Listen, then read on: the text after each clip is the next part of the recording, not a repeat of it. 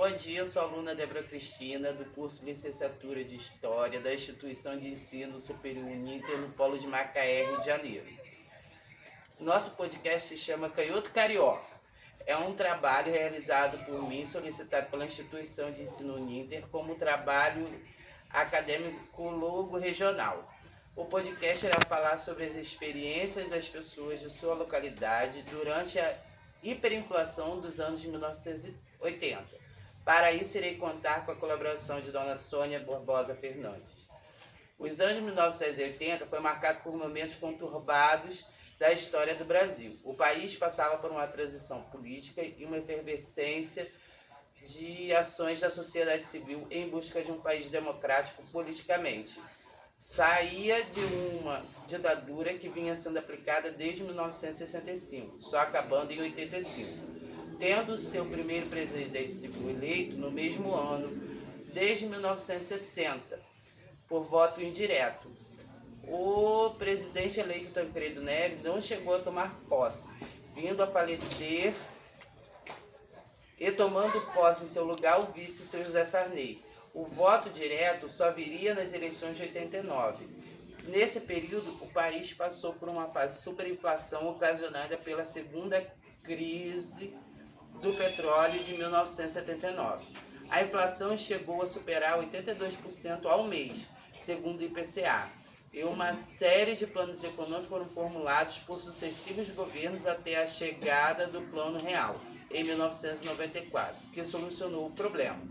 Além da promulgação da Constituição de 1988, também chamada de Constituição Cidadã. Ao chamar pessoas comuns para conversar conosco, personagens como Dona Sônia falarão sobre suas experiências em determinado período da sua história. Estaremos dando voz a personagens que em outros tempos não teriam suas experiências relatadas como fatos históricos. Nossa intenção é mostrar que os fatos são os mesmos, mas o que foi vivido e experimentado tem contextos que são diferentes, variando de acordo com o que cada um vive. Que as lembranças dos fatos são afetadas por emoções vividas em determinados momentos de sua vivência. Partindo de uma história oral, tento aqui mostrar que todos nós somos sujeitos da história. Iremos entrevistar agora a Dona Sônia, com 72 anos, casada, mãe de 2 filhos, ex-funcionária, do Departamento Pessoal da Companhia Estadual de Gás, onde se aposentou. Bacharelou-se em Direito após a aposentadoria e hoje dá aula de reforço complementar, para complementar sua renda, e ministra catequese às crianças de sua comunidade. Certo? Sônia. Bom dia, Débora. Vamos começar a contextualizar a sua vida nos anos 80. A senhora na época já era casada? Sim, casada. Já tinha filhos e quantos? Um filho apenas. Qual a idade deles? 3 anos e uns meses.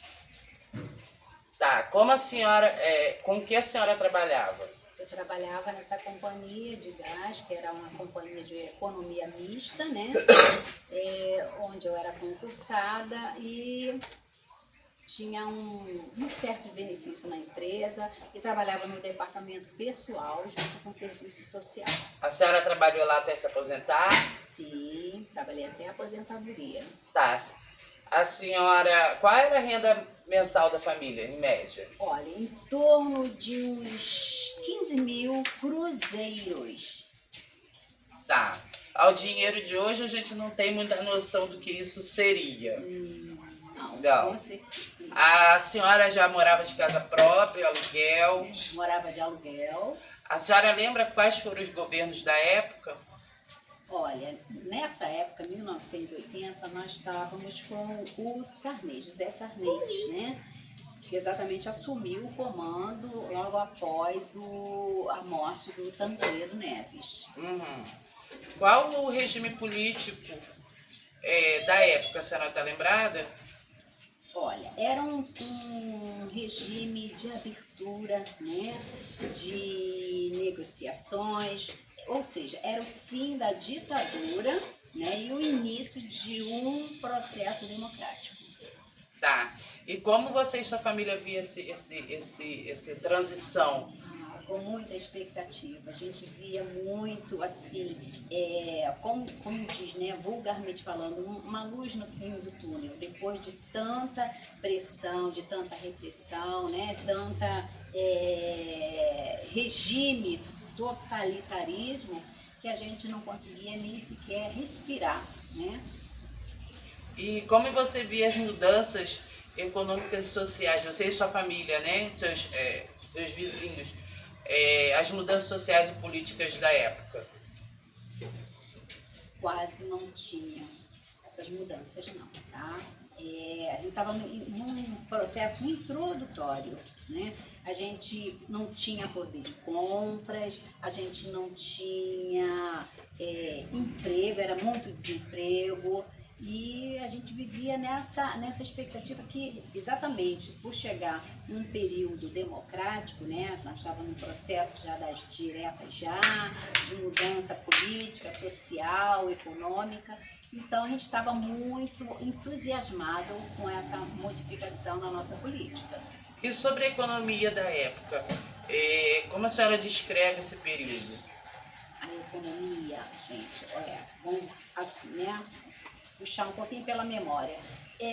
A gente acompanhava que as importações estavam praticamente, né, abolidas, não podia se fazer estoque de comida, a gente não tinha poder econômico, na verdade. Com todo o reajuste de salário que nós tínhamos todo instante, alteração de planos econômicos, mas a gente não tinha esse poder de compra, tudo era muito limitado, né?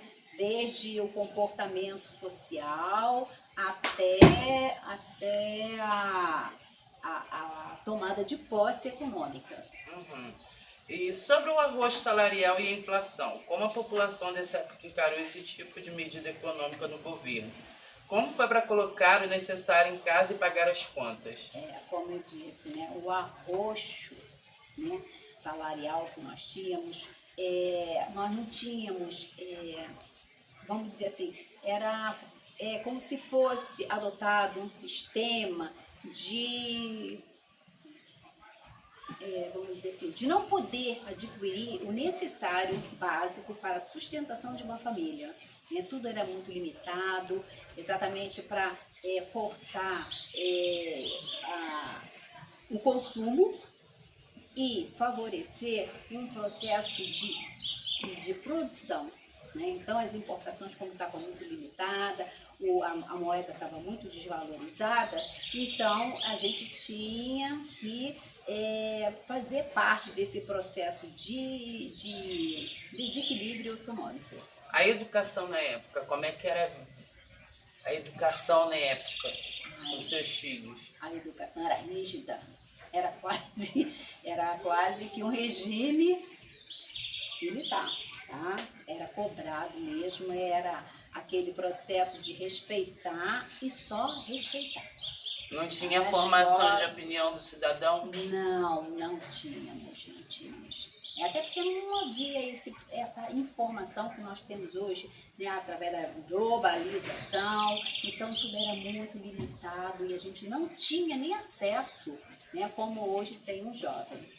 Tá, havia o dragão da inflação, que era chamado de grande vilão da nação, o gatilho salarial, ou seguro-inflação, como mencionado anteriormente, que corrigia os proventos dos trabalhadores mensalmente, onde, ao perder o controle, foi criado o plano cruzado, que congelou os preços dos alimentos, o câmbio monetário e acabou criando a tabela da SUNAT e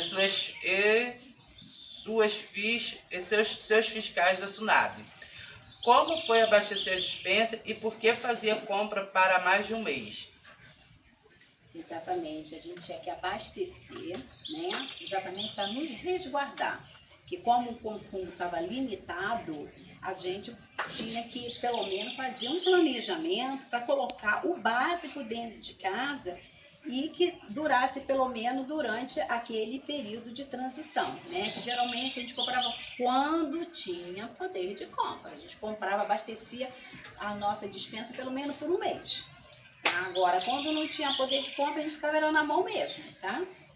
Tá, havia alguma assistência social, distribuição de renda para compensar essa perda de compra, cesta básica, ONGs fazendo esse tipo de trabalho? Não tínhamos nada desses benefícios. Tá?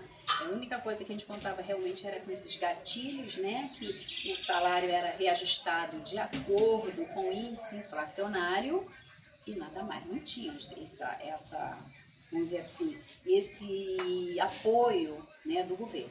Não tínhamos. Uhum.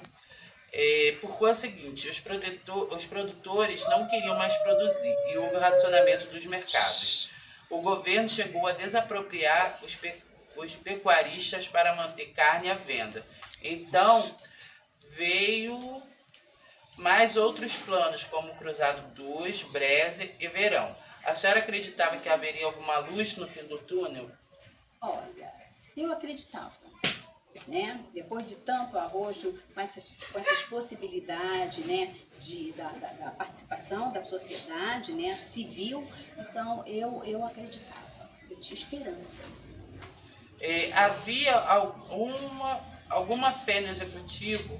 Além disso, a senhora ou amigos tinham percepção que tudo se originou com a desinformação gerada pelos militares?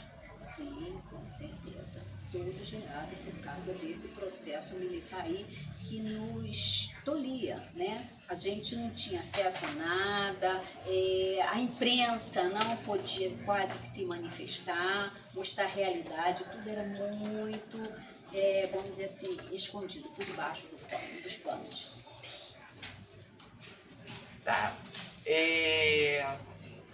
O que a senhora nos contaria por conta daquela época sobre a turbulência política e tensão pelos anos de ditadura? Após a transição dos militares ao executivo civil, ocasionou a morte do primeiro presidente civil, o senhor Tancredo Neves. Então, ele, né, segundo divulgação da imprensa, ele morreu de diverticulite. E depois também eles confirmaram que era um processo de um câncer que ele tinha, que ele chegou a ser operado, mas no fundo, toda a população, creio, ficou com uma pulga atrás da orelha, que teria sido realmente esse a causa da morte. Enfim, né? Nada ficou provado, mas a gente tinha o direito de pensar, pelo menos, né? Não de manifestar. De manifestar, exatamente. Tá. Mesmo ao receber um salário de valor superior de milhões de cruzeiro, onde, apesar do salário ter uma correção automática para compensar a inflação, o poder de compra era muito limitado. Como era fazer compras no mercado ou tentar comprar um imóvel? Comprar imóvel, nem pensar. Tanto que eu vivi muito tempo, né? Eu só fui adquirir um imóvel, comprei um terreno, só no ano 2000, que a gente não tinha condições. Né? Nem tinha esse financiamento, nem esse apoio todo, né? Vamos dizer assim, dessas instituições que nós temos hoje, bancos, a gente não tinha esse apoio. Eu, pelo menos, não tinha, tá? Minha família não tinha. É uma grande maioria, né? Isso. Bom, a gente vai finalizar aqui a entrevista, né? Vamos agradecer a participação de quem assistiu, né? E pedir para o pessoal refletir sobre a situação da época, da situação de agora e pensar melhor como cidadão e saber votar, principalmente nesse período de eleitoral, e pense duas vezes em quem vai botar no poder.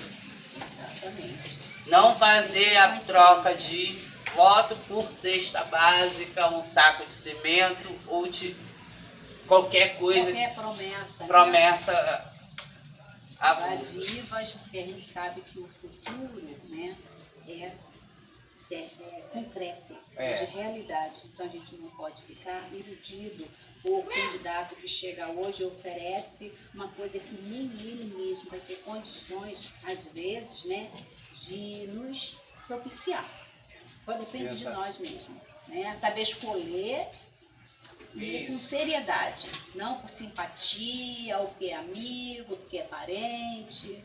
Certinho, então vamos finalizar. Obrigado, dona De Sônia. nada, querida, de nada. Um bom Ah, dia. bom dia pra nós. Se precisar, nós estamos aqui, tá?